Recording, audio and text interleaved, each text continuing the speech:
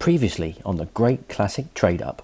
So the first plan of action for this car is to strip off all the M3 lookalike bits and sell off all those M3 bits to bump up the profits. Well, we have found a buyer. That's the good news, Joe. It's me. Oh, right. Okay. Crack on and find the next one, and I guess we'll speak to you soon.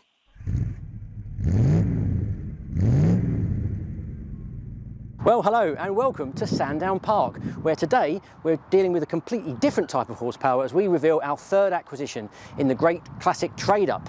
So this is our third purchase, and well, what have we bought? Well, regular viewers may remember our E36 convertible, so I decided to move on from a German convertible to buy a German convertible.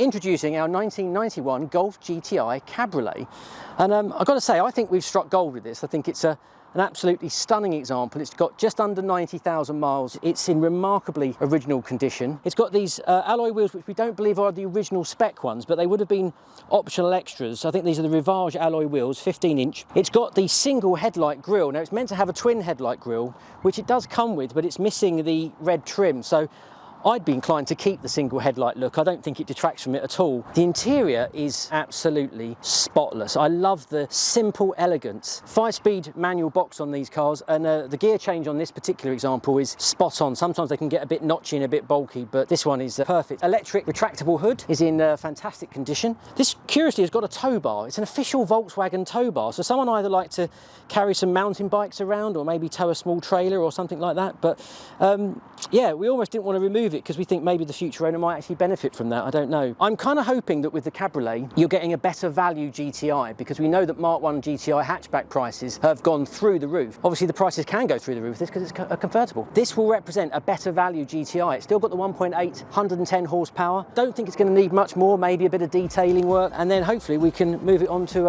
a grateful Volkswagen enthusiast who can enjoy many miles of open top motoring in it. Our friends at Lancaster Insurance are running monthly giveaways. You can win all sorts, from experience days to tools, restaurant vouchers and tech. So click the link below at the end of the video to enter their latest competition. Right, so having revealed our 1991 VW Golf GTI Cabriolet, it's now time to see what Lancaster Insurance's Andrew Evanson has acquired as his second project car. If you remember, he had a Fiat 127, and here he is now.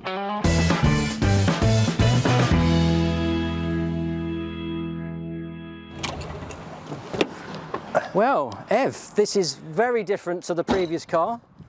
What do we got here? I'm very excited about it, Phil. It's a Mazda Unos 1993, but the special thing about it is it's what's called a V-spec, which comes as standard with a few extras, things like air conditioning, electric windows. Some gorgeous seats in it, and I love this wood rimmed steering wheel and the sort of matching wooden gear knob and handbrake lever. It just looks classically beautiful, I think. I can see the appeal in it. Are you a big fan of Mazda MX-5s? Well, we are at Lancaster. I am very much so myself. I'm actually considering buying this one myself for this. I think it's there we go. MX-5 Club I've been speaking to about this car, and they said it's something quite special. It's quite rare, V-spec. Yeah. They can go for a lot of money. You'll be pleased to know. You hope so, yeah. to the right buyer. It's not got the original wheels on it. Has it got the original wheels with it, or have you got a... They didn't come with it, but we have managed to source some fully refurbished. The ones that come out of the factory, I think that's probably going to be better for the right buyer. A lot of fun to drive. Well, they're just great, aren't they? Really sort of traditional sports car. And what occurred to me about this, of course, is that the Golf GTI, certainly the hatchback, is what killed off the original 60s Roadster. Yeah. And of course the MX-5 was the rebirth of that Roadster sort of concept. The paint's generally in pretty good order. Looks like it could do a bit of a clean up there. There's a little bit of bubble in there. It's been dry stored, so I'm told, and underneath it is immaculate. Got the MX-5 Owners Club stickers in the windscreen, which is a good sign as well. An enthusiast has obviously owned it, which is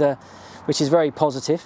And like you say, those leather seats are in really good fettle. So other than the handbrake lever, which could probably do with a bit of a polish up, it's very tidy. What about the speakers in the back of the seats? There we go. You see, cool. so you can listen to your Banana-Rama with the roof down. It's all good. Of course, and I'm really, really pleased with it.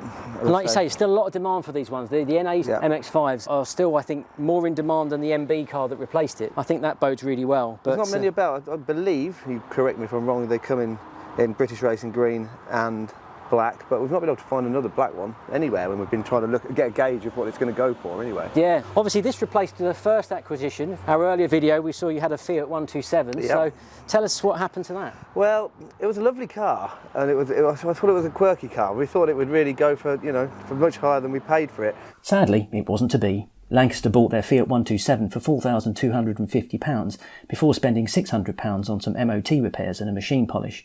The eBay bidding stalled in the dying moments, and a sale price of £4,600 means they ultimately lost £250, taking their kitty down to £4,750. But it kind of shows the people's buying patterns. I think that type of vehicle, I don't think it appealed to everybody. And at the time, I don't think we could find the right person for that car. I think that's the challenge, isn't it? I mean, there would have been an optimum buyer and we could have waited months and months and months for it. But given the time constraints of this trading up challenge, sometimes you've just got to go with what the market's telling you, I suppose. And why this is perfect, because we've had people trying to snap our hands off already for it. That's a good sign. Because it's got rare, so I think it's going to go really quickly, if I don't buy it myself. Yeah, like I say, two very different concepts. So I'm a little jealous of yours, to be fair. Well, you can come and have a look. It's a childhood sweetheart of mine, the Mark 1 Golf, especially the GTI. Yeah, I really like it. So let's hope you can sell it. I hope you didn't pay too much for it. well, yes, that's going to be the big if, isn't it, really? But let us know what you think in the comments, guys.